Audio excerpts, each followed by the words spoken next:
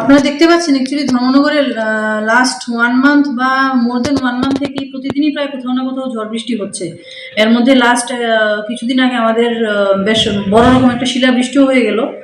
এর মাঝখানে আবার গত 2 দিন ধরে ভীষণ ভারী যে কালবৈশাখী হচ্ছে, সেটাতে আমাদের প্রায় এখন পর্যন্ত আমাদের কাছে যে রিপোর্ট আছে এটা আরও সংখ্যাটা আরও বাড়বে। প্রায় 140-এর মতো হাউস আছে যেগুলো পার্টলি ড্যামেজ হয়েছে, পার্টলি সিভিয়ারিটি ডিফারেন্স আছে, বাট ড্যামেজ হয়েছে।